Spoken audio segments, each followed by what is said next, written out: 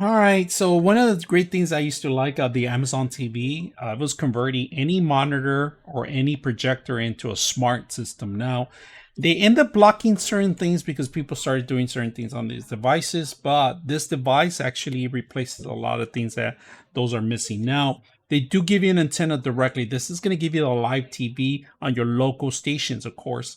And you have a landline, an RJ45 connection. You got HDMI in, and then you got the 5-volt connection, which is right here to power the whole device itself. And they give you the brick.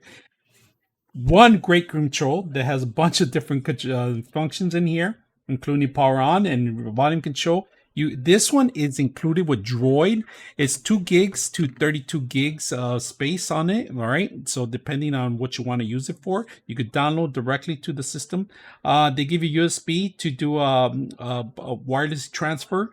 And that's pretty much it. We're going to put this to use today. So it's Android built-in 4K version. So it's 1080. Some say 4K, but I think it's a 1080. We're going to test out the quality too. Controlled 2 AAA batteries. Let's put this to use and see how it works. All right, once you set that up, you have access to your TV. Now, this is the main options that you have in here. And you come in here and you have access to pretty much all the stuff that you had on your smart TV. People like to download Kodi in here and install it. I'm not showing you any of that stuff. I'm just going to show you the actual product, what you can do.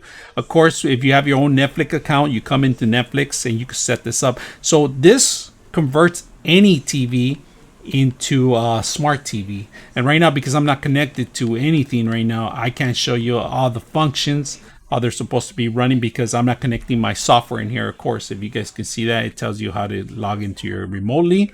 Let's go back out. Overall, whose is this device for? It's a device made for systems that do not have a smart features on it. When I say smart features, it's like including Droid, including Netflix, Google TV, YouTube, all that stuff.